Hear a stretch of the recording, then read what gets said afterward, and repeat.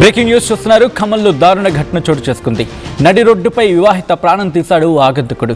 మృతురాలు భద్రాద్రి జిల్లా రేగళ్లకు చెందిన ప్రేమిలుగా గుర్తించారు. ఆర్ఎంపీ నరసింహారావుతో ప్రేమ పెళ్లి జరిగింది. పాల్వంచలో శ్రవణ్ అనే వ్యక్తి ఇంట్లో అద్దెకుంటోంది ఈ జంట. చెల్లి అంటూనే ప్రమీలపై కన్నేశాడు ఓనర్ శ్రవణ్. భర్తను వదిలేసి శ్రవణ్ మాయలో పడింది ప్రమీల. ప్రమీల నుంచి బంగారం డబ్బు తీసుకున్నాడు శ్రవణ్. తిరిగి ఇవ్వమంటే తన కోరిక తీర్చాలంటూ వేధించడం మొదలుపెట్టాడు. శ్రవణ్పై భద్రాచలం పిఎస్లో కేసు నమోదు ఫిర్యాదు చేసింది ప్రమీల. ఖమ్మంలో బట్టల షాప్లో పనిచేస్తోంది ప్రమీల. తన భార్యను ఓనరే చంపేశాడని చెప్పి నరసింహారావు ఫిర్యాదు చేశాడు. గతంలో తన ప్రాణం కూడా తీయబోయాడు అంటూ కూడా ఆరోపిస్తున్నాడు ఆయన. నిందితుడి కోసం గాలిస్తున్నారు ఖమ్మం పోలీసులు. దానికి సంబంధించిన బ్రేకింగ్ న్యూస్ చూస్తున్నారు. ఈ మధ్య మనుషులు ఎక్కడికి పోతున్నారు, సమాజం ఎక్కడికి పోతోంది, ఇటువంటి ప్రశ్నలు తలెత్తుతున్నాయి. కారణం ఏంటంటే చెల్లి అంటూనే ఆ మహిళ మీద కన్నేశాడు ఆ ఇంటి ఓనర్ బొమ్మ శ్రవణ్ కుమార్. నడి రోడ్డుపై గొంతు కోసి ఆ మహిళను హత్య చేశాడు ఆగంతకుడు. ఈ డాట్స్ అన్ని ఎక్కడో కనెక్ట్ అవుతున్నట్టున్నాయి, కానీ ఎక్కడ కనెక్ట్ అవుతున్నాయో బిగ్గెస్ట్ క్వశ్చన్ మార్క్. ఖమ్మంలో వివాహిత దారుణ హత్యకు గురయ్యారు. ఖమ్మం నగరంలో దారుణం చోటు చేసుకుంది. వివాహితను గొంతు కోసి చంపేశాడు ఆగంతకుడు. మృతురాలు భద్రాద్రి కొత్తగూడెం జిల్లా లక్ష్మీదేవిపల్లి మండలం రేగళ్ల గ్రామానికి చెందిన మాడం ప్రమీలిగా గుర్తించారు. ఆగంతకుడు విచక్షణ రహితంగా దాడి చేయడంతో తీవ్ర రక్తస్రావంతో ఆమె అక్కడికక్కడే మృతి చెందింది. భర్తతో విడిపోయి ఖమ్మం నగరంలోని ఒక హాస్టల్లో ఉంటూ అక్కడ ఆశ్రయం తీసుకుంటోంది. ఓ బట్టల దుకాణంలో పనిచేస్తూ తన జీవనాన్ని కొనసాగిస్తోంది ప్రమీల. రోజులాగే డ్యూటీస్ చేసుకుంటూ ఉంది. డ్యూటీ అయిపోయింది, హాస్టల్కి నడుచుకుంటూ వెళ్తోంది. ఇక్కడే కస్బా బజార్ దగ్గర అకస్మాత్తుగా ప్రమీలపై కత్తితో దాడికి దిగాడు ఆగంతకుడు. ఆ మహిళను హత్య చేశాడు. ఈ కథను మిమ్మల్ని కాస్త కలవరపరచవచ్చు. అయితే మిమ్మల్ని కలవరపడికి గురి చేయడం ఆర్టీవీ ఉద్దేశం కాదు, కానీ ఇటువంటి కథనాలు చూసినప్పుడు కాస్త కలవరపడి గురి అవకాశం ఉంటుంది కాబట్టి దీనికి సంబంధించి తగిన జాగ్రత్తలు తీసుకోవాలని ఆర్టీవీ సూచించడం జరుగుతోంది. This is distributing content, your description is highly advised. ఇదే అంశానికి సంబంధించి మరింత సమాచారం అందించేందుకు మా ప్రతినిధి ఉదయ్ సిద్ధంగా ఉన్నారు. ఉదయ్, ఈ ఘటన ఎప్పుడు జరిగింది, మరి ముఖ్యంగా పోలీసులు ఇన్వెస్టిగేషన్లో ఎటువంటి అంశాలు వెలుగులోకి రావడం జరుగుతోంది ఉదయ్?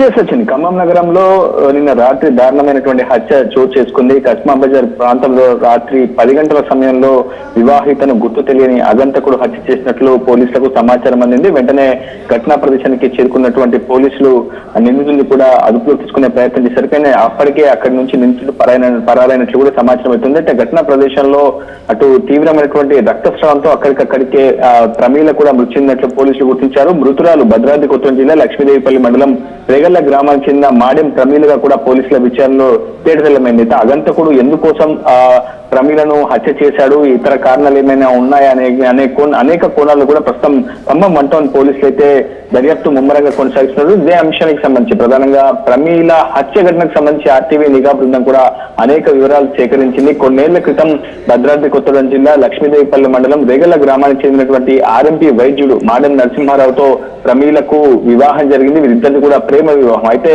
అటు ఉపాధి నిమిత్తం పాల్వంచకు వెళ్ళినటువంటి నరసింహారావు తన భార్య ప్రమీలతో కలిసి ఒక ఇంట్లో అద్దెకు నివాసం ఉన్నారు. అయితే అద్దెకు నివాసం ఉంటున్నటువంటి సమయంలోనే ఇంటి ఓనర్ అయినటువంటి బొమ్మ సంబంధించినటువంటి వ్యక్తి ఆ ప్రమీలపై కన్ను వేయడం జరిగింది. మొదటి నుంచి కూడా అటు ప్రమీలపై కన్ను వేసి ఆమెను సొంతం చేసుకోవాలనే ఆలోచనతో బొమ్మ శ్రావణ్ కుమార్ అనే ఇంటి ఓనర్ చాలా పెద్ద ఎత్తున ప్రయత్నాలు చేశాడు. అటు ఇరువురి మధ్య భార్యాభర్తల మధ్య మనస్పర్ధలను భూతద్దుల చుట్టూ ఇరువురి మధ్య చిచ్చుకు కూడా కారణమయ్యాడని చెప్పుకోవాలి. దీంతో బొమ్మ శ్రావణ్ కుమార్ యొక్క మైండ్ గేమ్ తో అటు భార్యాభర్తలు కూడా చివరికి విడిపోవడం జరిగింది. ఎవరి బ్రతుకు వాళ్ళు బ్రతుకుతూ జీవనం సాగిస్తున్నటువంటి తరుణంలో మళ్ళీ ప్రమీల వెంట పడుతూ తనను ప్రేమిస్తున్నానని, తనను చివరికి వివాహం చేసుకుంటానని, తనతో కలిసి జీవించాలంటూ కూడా అటు ప్రమీలను శ్రావణ్ కుమార్ వేధిస్తూ వచ్చాడు, వేధింపులకు గురి చేశాడు, మానసిక శారీరక వేధింపులకు కూడా గురి చేశాడు. అయితే అటు ప్రమీల ఎప్పటికీ నో చెప్పడంతో అక్కడి నుంచి ఆమె ఒంటరిగా జీవనం సాగిస్తూ ఖమ్మంలోని ఒక ఉమెన్స్ హాస్టల్లో జీవనం ఉంటుంది. ఒక బట్టల షాప్ లో ఉపాధిని ఎంచుకొని అక్కడ బ్రతుకు సాగిస్తుంది. ఈ నేపథ్యంలోనే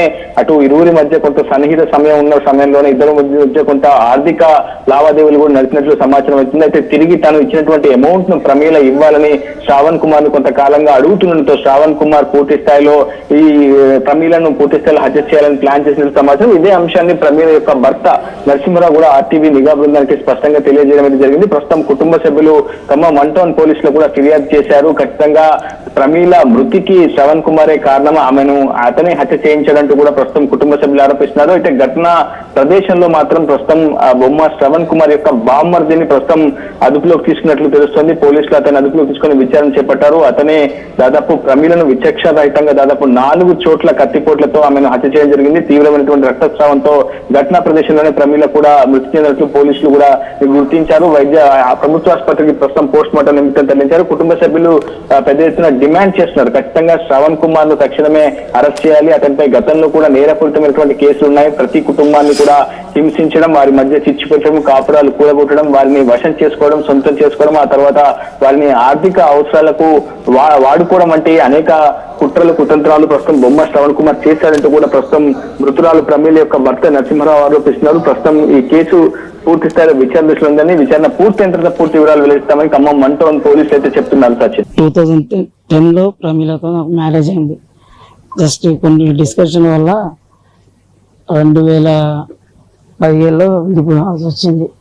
అయితే ఒక అన్నయ్య అని ఒక చేర తీసి ఒక 3-4 months నుంచి వేధిస్తుండ్రు శారీరకంగా నన్ను కలవాలని.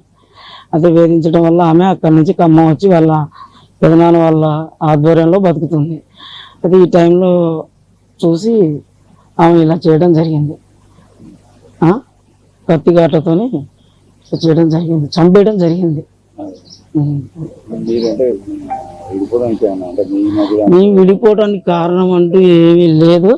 జస్ట్ కలిసే ఉన్నాం. ఈ 3 months, లాస్ట్ 3 months నుంచి కూడా మేము కనెక్ట్లోనే ఉన్నాం, మాట్లాడుతూనే ఉన్నాం. ఇద్దరం కలిసి ఉందాం, కమ్మన్ రా బతుకుంటే సరే అని. నేను ఇప్పుడు యాక్చువల్గా పండితాపురం వాళ్ళతో కూడా టచ్లోనే ఉన్నా. నేను టచ్లోనే ఉన్నా, సరే కలిసి ఉందాం అనుకున్నా. ఈ లోపల ఇలా జరిగింది. 100% బొమ్మ శ్రావణ్ కుమార్, అనుమానమే లేదు ఇందులో. ఇంకా 100%. అతను యాక్చువల్గా మేము 2.5 years వాళ్ళ ఇంట్లో రెంట్కున్నాం. అప్పటి నుంచి పాల్వంచ